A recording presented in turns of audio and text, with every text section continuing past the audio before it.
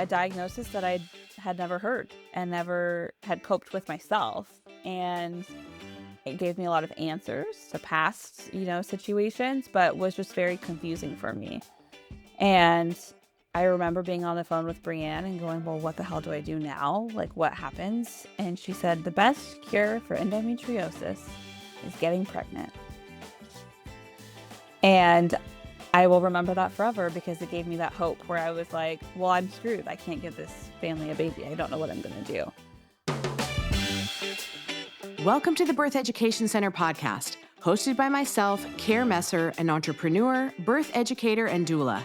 My team and I want to help you discover your options in birth and postpartum, how to find your voice, and how to use that voice to navigate our maternal healthcare system. You and your baby are not just a number. This information includes doulas too. Now let's get started. This is episode 2 for us today. If you didn't hear last week's episode with Jamilah, we talked to her about her first 2 births because we're talking to her about her road to surrogacy. So welcome back, Jamilah.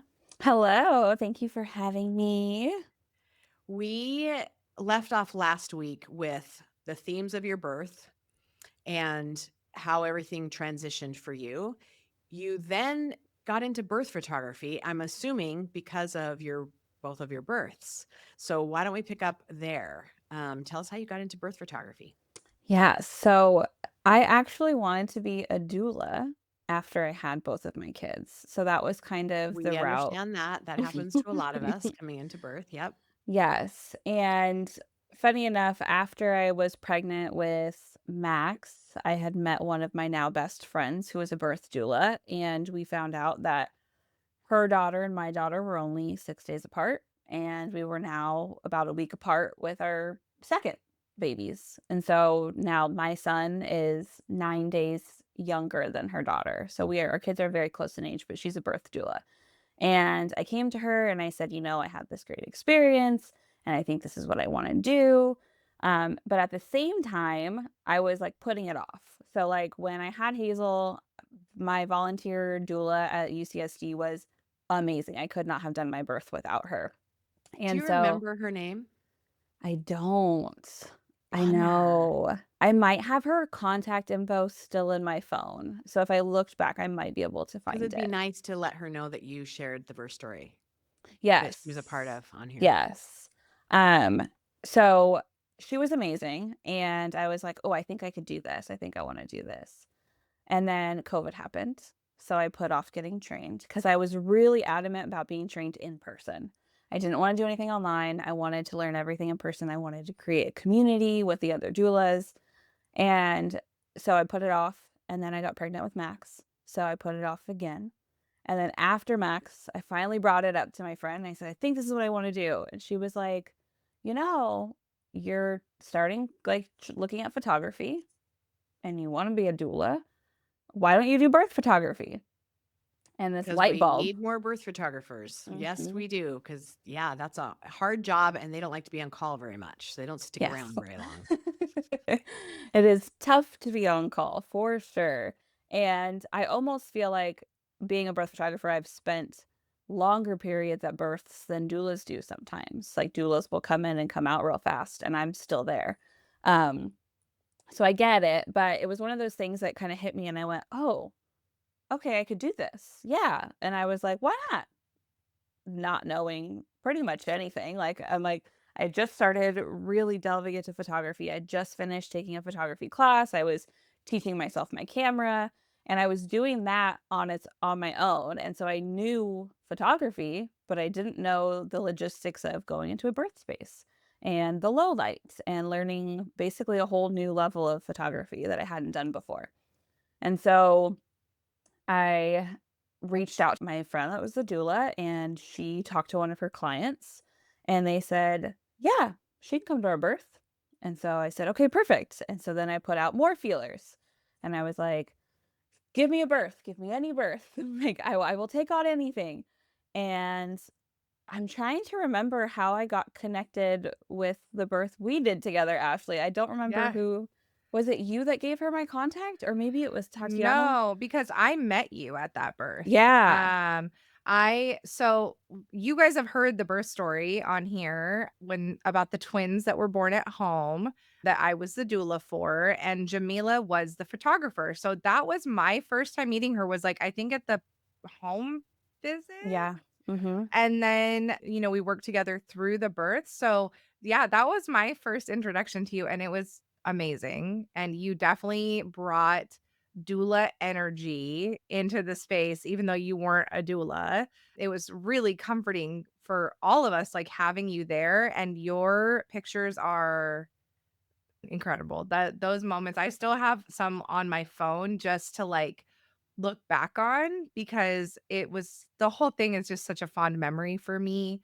But those pictures are just so, so special. So no, that was our first time working together.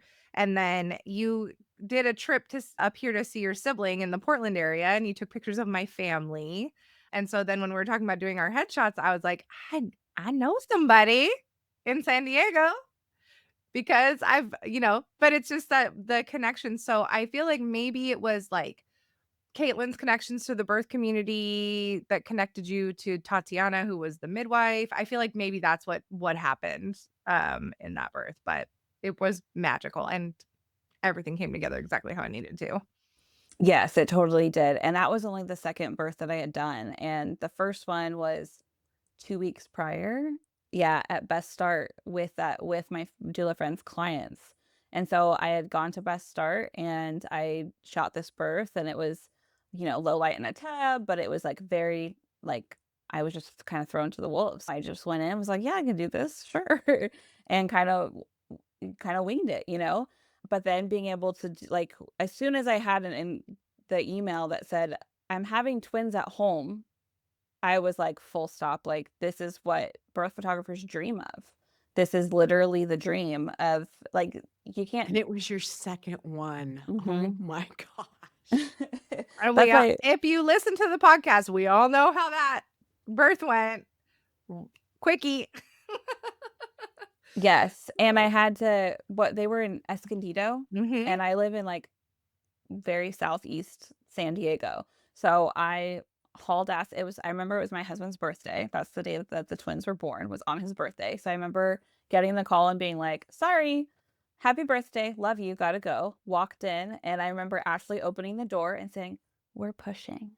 And I just set my stuff down, and I took my camera out, and I got to work, and, and just went from there. And it was the coolest experience. I met so many people that I still work with and talk to from that birth, and I think that's the one that changed everything for me, because I still have midwives that I've done births with that I met there and or do body work with or Yep. whatever the case may be. Yeah, So, because there was a rock star team of people mhm, that showed up in the order of operations, of yes. who arrived and who Tatiana brought with her. Just some like really rock star people that like all the right people were in the room for that birth. And it was a Mhm. wonderful place for you to make those connections, even though I was like, peace out, San Diego.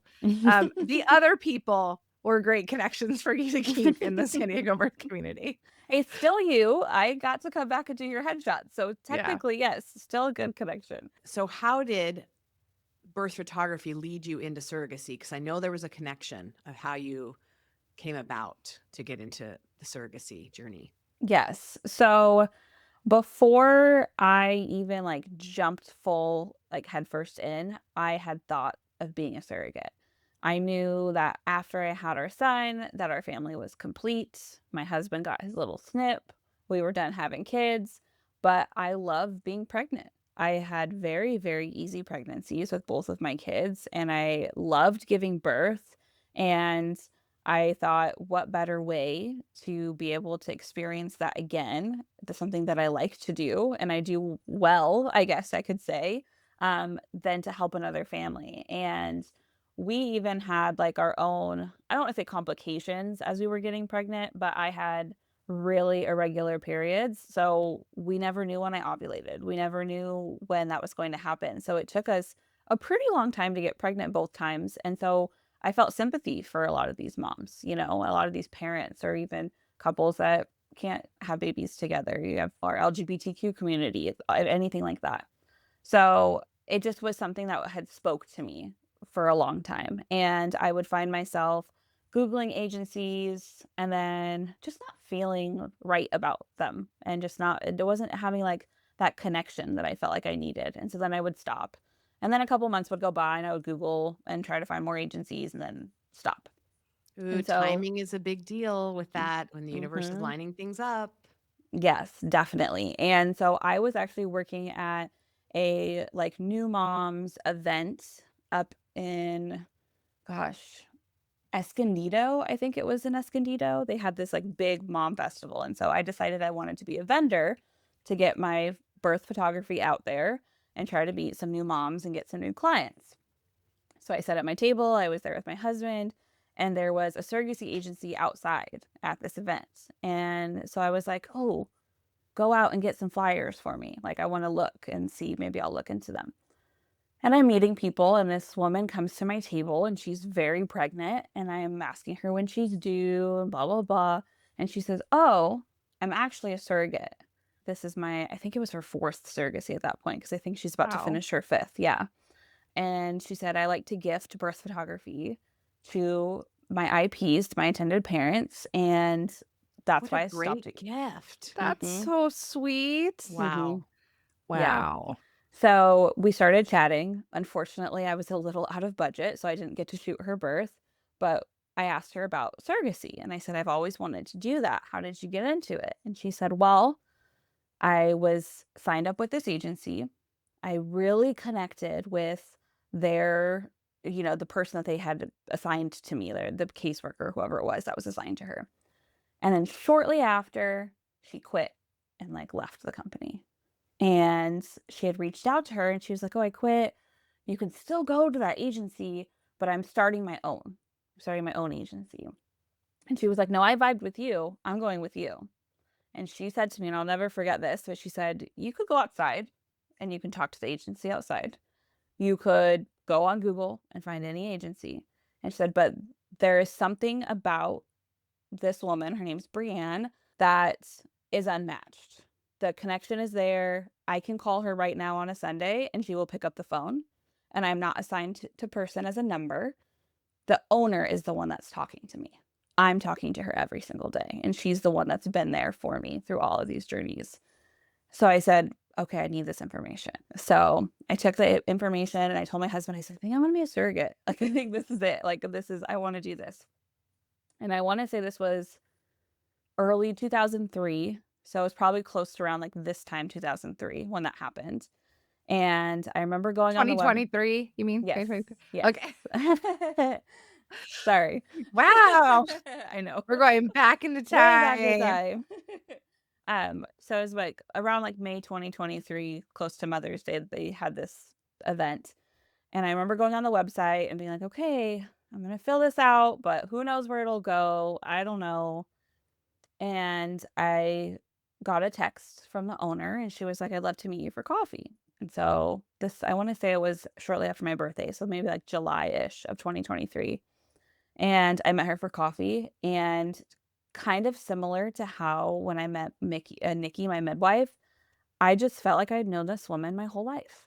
She felt like she was family. We were in La Mesa. She grew up in La Mesa. She had 2 kids. She kind of gave me this like motherly instinct that reminded me so much of my mom. And she had started this business and she was local and she was still small, but she had done so many surrogacies and she had worked in surrogacy for a long time and she had been a surrogate herself. And I just felt like, okay, like, I feel comfort here. Like, I know that I'll be taken care of at this place, you know? And so she goes, "Let's fill out your stuff. Let's start moving. Let's look at profiles. Let's meet families." And I said, "Okay." And I thought, okay, we're in July, August. I was like, I'm going to meet a family. This is going to be so fast. It is not. And they say in surrogacy, it's hurry up and wait. That's the motto is hurry up and wait. So, On both sides, mhm. right? For the intended parents and for the surrogates. Yes, Yeah, it's 100. not a fast process. Exactly. And so after we met, she sent me a profile and I remember meeting a family and they were fine. And we met in person and But there were just some things that they talked about as far as birth preferences that didn't really jive with what I was looking for. I was like an anomaly because I'd had a water birth before, and it just didn't they didn't understand that. And so it didn't really work. And so I was a little discouraged after the first one, but I was like, I have to trust the process. I have to trust that the right person's going to come along. And about a week later, Brienne brings me another profile and she's like, this is the family. I know for a fact that this is the family. She goes, forget that I had you meet that other family. This is the family. And I've gone on to learn that my IPs had met a lot of surrogates. They had chatted with a lot of them by this point, and they just weren't finding there was always something where it was like, maybe this is okay, or maybe this medical thing can be fixed, but it was just going to prolong their journey, and they had already been through so much. And so I remember getting on a Zoom and meeting my couple, and they were closer to my age than the couple that I had met before. And they didn't live very far. They're only about an hour and a half away up north. And we just clicked. And I remember Brienne sitting in that Zoom, not saying a single word because the mom and I just talked the whole time. And the dad and I just talked the whole time. And then they And I do noticed, want to interrupt you for a second because I didn't clarify this when we first started. We do have consent for Jamilah to talk about this whole story and give any details she wants because she cleared it before we started. So just so you know, we're not breaking anything confidential. yes, Forgot to mention that. Sorry about that. no worries. Yes, we were all on board. Um, and I noticed a bookshelf behind them, and obviously I'm a reader. And so we started talking about books, and me and dad had the same favorite author, and we started talking about movies, and we liked a lot of the same favorite movies. And the ball was just rolling. The mom and I had cried together on the Zoom in our first meeting. They had told me their story, and, they were pregnant with a daughter and had a really late loss after 20 weeks. And it was heartbreaking for them, obviously, and not something that they ever expected.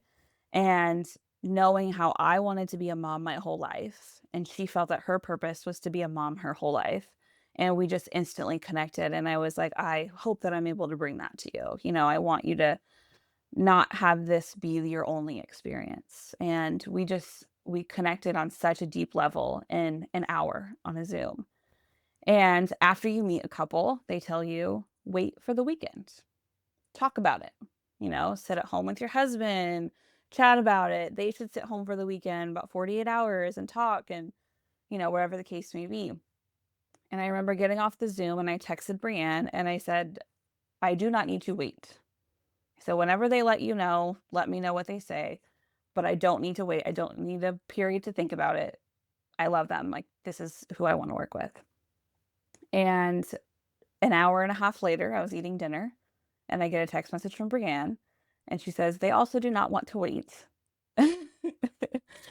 And this was like a Friday evening, so I wasn't expecting to hear back anything until Monday. And they did not want to wait either. And they just felt like that was the match. And so we matched, I think that was August, September of 2023 was when we matched.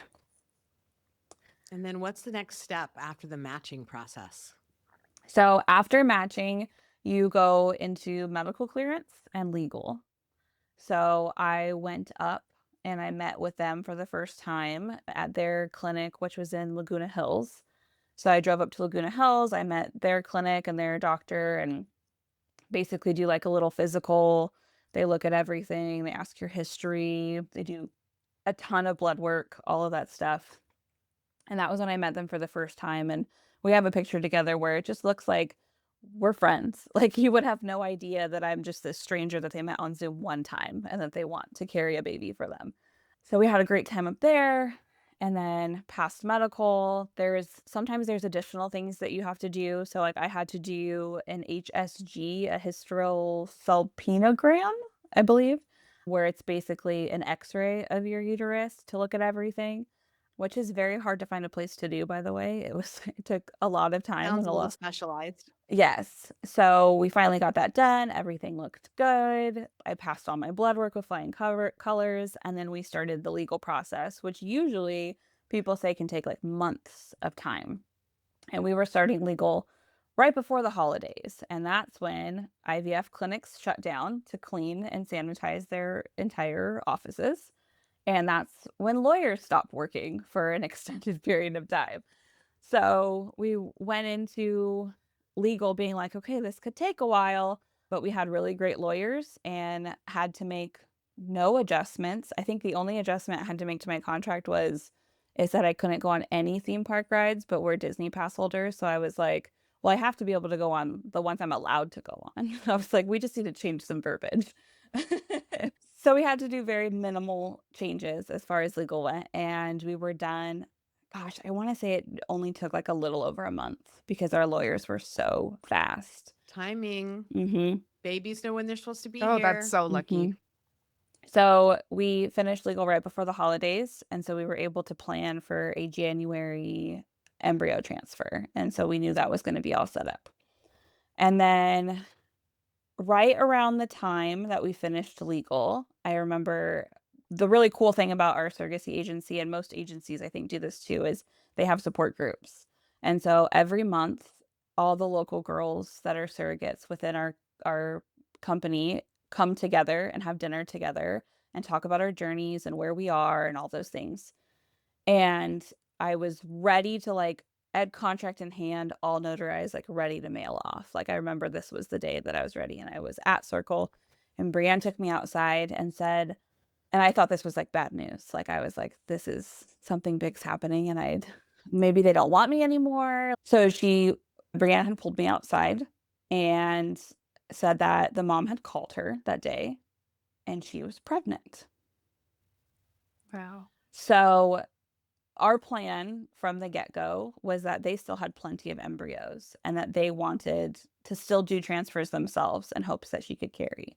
Basically, in a very simple term, is that her body was dilating when it wasn't supposed to when they had their loss. So she had to get a cerclage done that closed up the uterus basically from being able to do that. So she knew that if she was going to have another baby, that it would be a C-section. She just knew going into that that that would be the case. So we still wanted her to have a chance to carry a baby, and we knew that that was gonna be a possibility, but our hope, of course, was that they would line up pretty close. So she would get pregnant and I would get pregnant really close to each other. But they didn't know how I was going to react to her having had a successful transfer so much earlier than I was going to. But of course, I was over the moon. All I wanted was for her to be able to carry her own baby. That's literally the goal. I don't ever want them to have a surrogate. I wanted them to be able to carry and have her deliver her own baby. So we found out she was pregnant then. We knew the transfer worked. It was very exciting. And they said they still wanted to keep me on. And typically, when IPs get pregnant, either naturally or a transfer finally works, they cut off the surrogate. They usually don't keep them unless they deliver the baby and then they circle back around maybe to surrogacy later or something like that might happen, or they only want one baby. So the fact that we knew that I was going to stay on and be a surrogate because they knew they wanted two babies and they didn't want to wait was Wow. a big deal. So I felt really grateful. So we continued with legal, we finished it up. We set up for a transfer in January. I went up there, we did it. They said, "You've got this picture perfect uterus. This embryo is beautiful. Like, this is amazing." We do the transfer. I'm in my hotel for 2 days on bed rest. Like, everything's great. The second day after the transfer, I'm spotting. And I'm like, "Why am I spotting?" And I don't know why, and they're like, it could just be irritation because when they put it in, it's very similar to, like, a pap smear where they have when they open you up, and they're scraping around in there, and it can irritate you. I was like, "Okay," but it just didn't feel right, and I just, like there was something in my gut where I was like, I don't think something's, like I don't I don't think it's just that, like, something felt off." And you wait to do your blood work after an embryo transfer, but you can test early.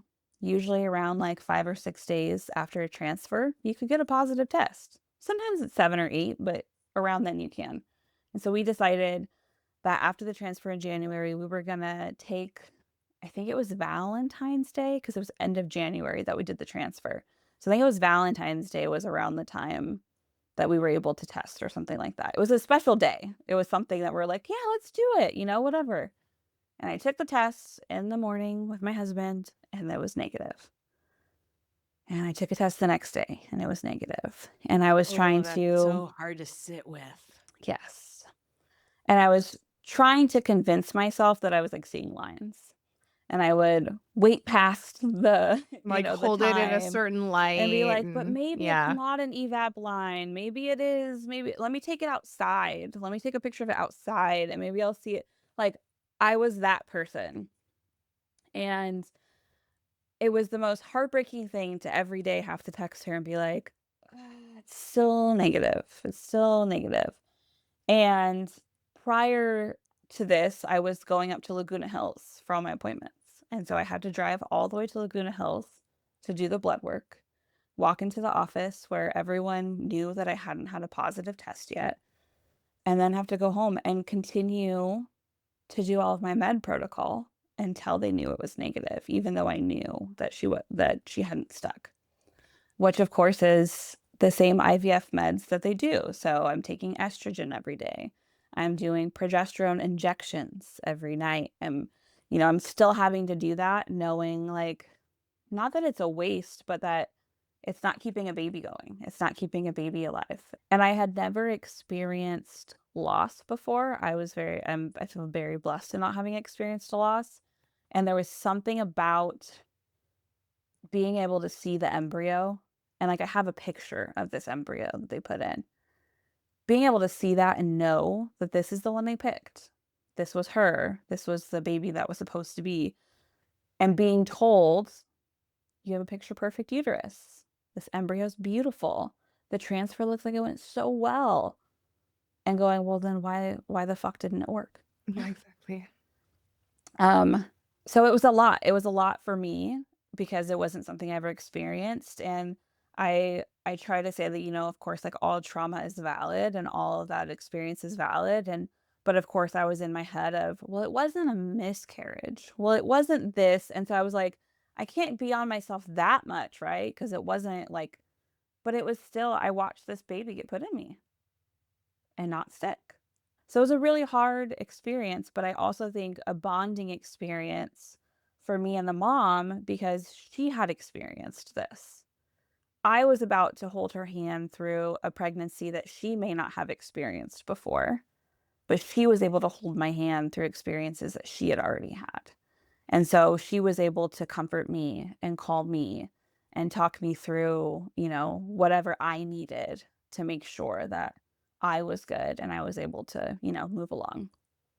So I think that even with the failed transfer really bonded us. But of course I was sad because they wanted these babies really close together. And I felt like I didn't accomplish that for them. And so after the failed transfer, their doctor was like, "Okay, let's do a mock cycle." And a mock cycle is when you do the same stuff. I have to still do injections all over again. I still got to take estrogen. But instead of putting a baby in, they do a biopsy of your uterus. Because she said, everything looked perfect.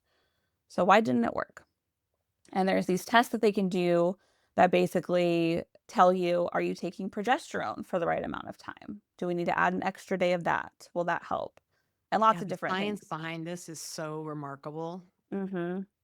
Yeah, the fact that they were able to tell me, like, down to the hour of how much progesterone you're supposed to take was mind-blowing. It was crazy.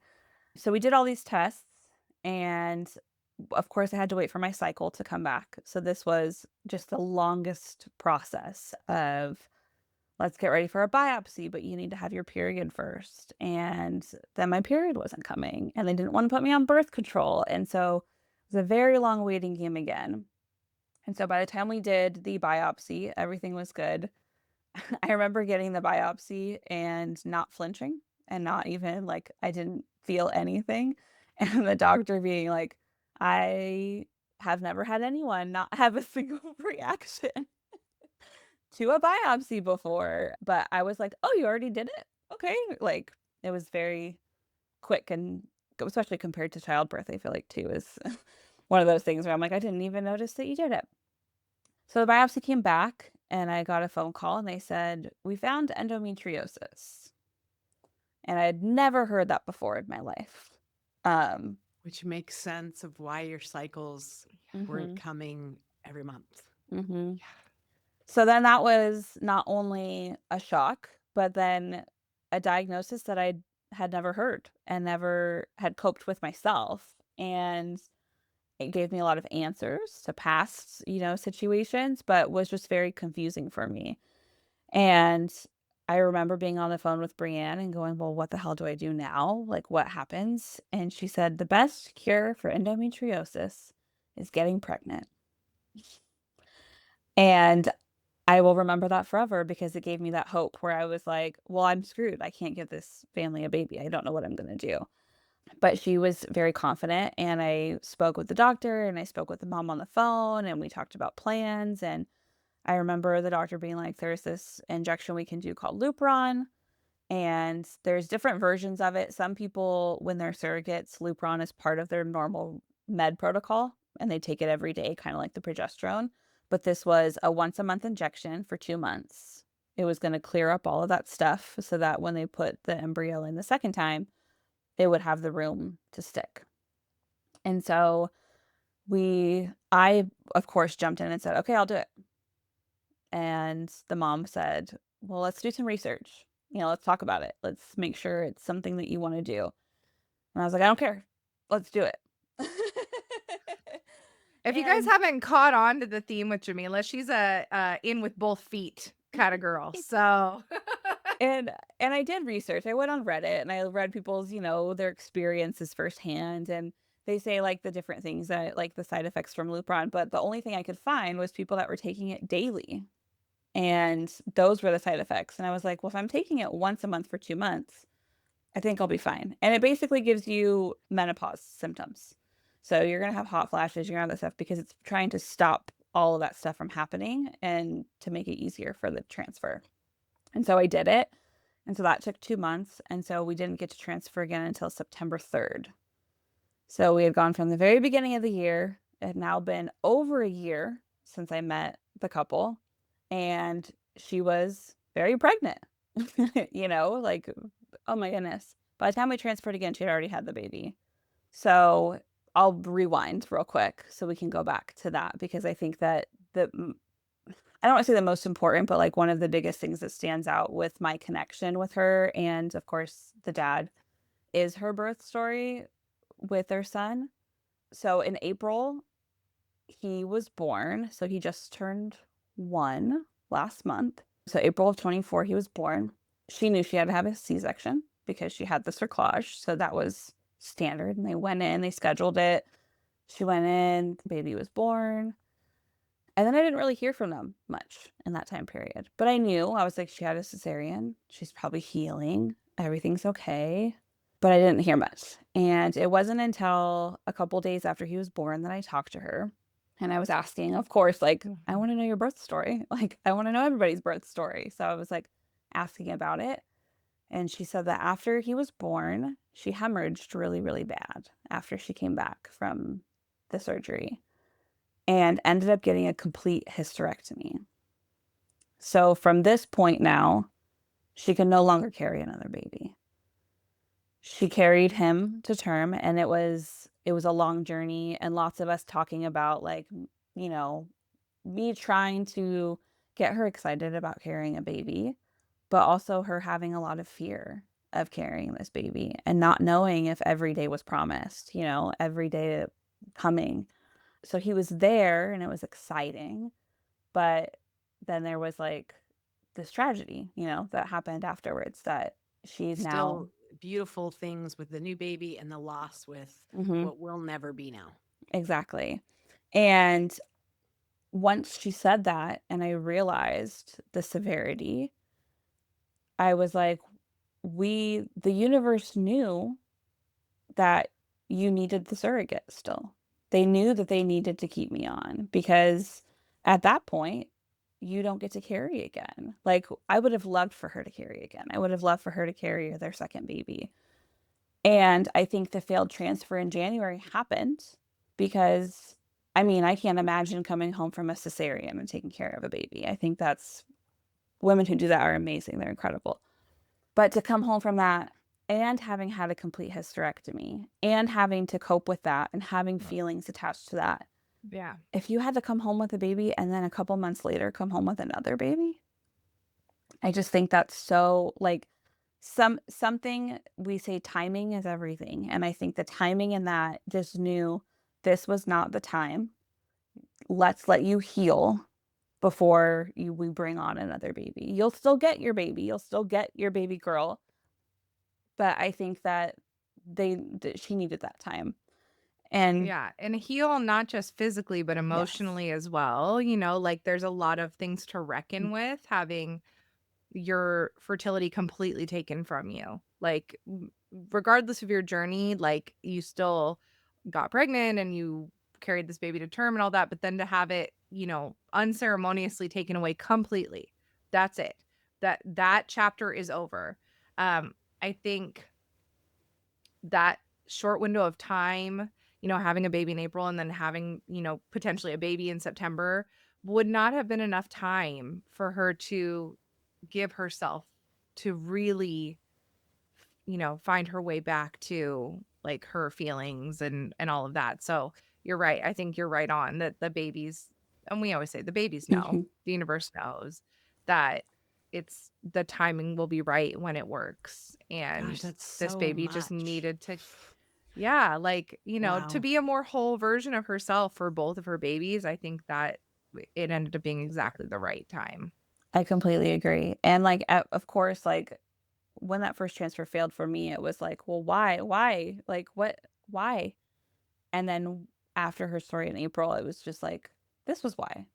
This was why it Mhm. happened. And it And also gave you answers to your medical history, which mhm, No kidding. how would that have, unless it got worse, you wouldn't have known that either. So that's also a blessing.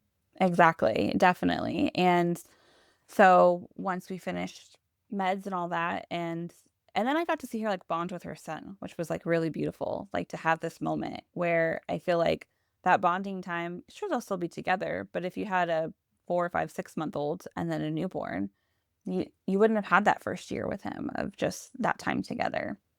So I was able to watch her like be a mom while prepping for a second transfer, which was really beautiful. And we became obviously at this point, it's been over a year since we've met. We talk all the time. So we were able to like form this bond that I think a lot of surrogates don't really get with their IPs. Whereas sometimes that first transfer does take. And so you've known them for a couple months and then you do a transfer and then you pop the baby out and then that's done. And sometimes you don't get to keep that relationship anymore. So I just felt really blessed that we had this long time to really just like get to know each other. Um, And on top of that, I want to like piggyback or like go back into what you had mentioned about the beginning of your journey with them and the like centering group that your agency Mhm. does. You got a whole year of like checking in with other surrogates and all of that. Can I tell you how many surrogacy agencies do not want their surrogates talking to each other? Wow. And really discourage Yep. surrogates from talking, comparing, because especially if they're doing shady stuff, they don't want them comparing Mm-hmm. notes about what's going on with their pregnancies. And so I love that. And it says so much about your owner and your agency that she's like, no, you guys need to support each other. You need to be there for each other. Like, that's incredible. And you got a whole year of being propped up and supported by and encouraged by these other surrogates also Mm-hmm. to prepare you for this journey. You know what I Hmm. mean? And so, but that goes back to like the integrity of the person that you're working with, because there are so many agencies that are like, no, you're not allowed to communicate. Not, we don't encourage it. We don't encourage it, Well, and I you love know? that you actually got a local family too, because California is so incredible with their legalese when it comes to surrogacy that a lot of families choose a surrogate from California, but they live out of the country, back east, wherever, because of how cut and dried it is legal wise. And a lot of times with surrogacy, everything is cut and dried. There's no bonding, there's no connection, which also leads it to be very transactional as you're baking a baby. And we've got to remember that we're baking a human being. and they're gathering their personality from the surrogate and the connection that she feels to them. It doesn't mean she's going to keep that baby, but her nurturing, loving energy is what that baby is going to be taking with them, because there's still a little bit of loss with the baby. They've been incubated in your heartbeat, in your food, in the sounds from your house and your dog and your kids, and they go into a different environment. So that also needs to be recognized. And when you have an agency that is connected to the connection part of it, it's a different Yeah, way of bringing a human being, a little kid, into the exactly. world with still has some abandonment there. Yeah, like they want you to be connected to your IPs. They want you to be connected to other surrogates. It just feels very personal. It feels very invested and it feels very different and refreshing from my pretty, extensive knowledge of the industry. As a doula, I've worked with 3 different surrogate situations, all with different outcomes, none of them particularly positive. And so this is really, really refreshing. I When Jamila and I were talking about this in the park when she was doing our pictures, is like, wow, this is like a breath of fresh air. It feels like there is so much intentionality behind this. And I think that you and your IPs really benefited from that. And hopefully the baby does as well. Yeah, I feel very, very lucky with our connection and with the time that we've had to be able to connect. I mean, I've seen the horror stories, there's Facebook groups for surrogacy and all these things, and I can't even imagine. And I often will read stories and be like, my IPs would never. Like they are I people say so often like, oh, you're giving such a gift to a family. You're doing such a service, you're doing this. And I'm like, if you guys only knew how much they have impacted my life and how much they have changed my life and been such a big part of who I've become and the woman I am, and just learning about myself and like putting myself in a situation I've never been in before, and with their support and just their kindness, like they've changed my life. And I mean, yes, you get paid to be a surrogate. Like, yes, that can be life changing. Yes, that could, but that's not even close to like what I think of in the way that they've impacted my life and the way they've changed my life. I'm just really, really grateful. They're amazing. But yeah, so we circled back to September. We scheduled a transfer on September 3rd. And then a week later, I took the pregnancy test, and I think it might have been the most terrified I've ever been taking a pregnancy test in my life. But of course, I videoed myself doing it. The first one from the first transfer is really depressing to watch, but yeah, and I did it by myself this time. Like, I let my husband was sleeping. It was on a weekend. I did it all by myself, and sure enough, there was a line, and it was positive, and we just watched them get darker and darker every day because I was a crazy person comparing lines every single day. And then we went in and we did the first beta, the blood test, and my numbers were really low. And it was a little early because I think we did them on a Friday.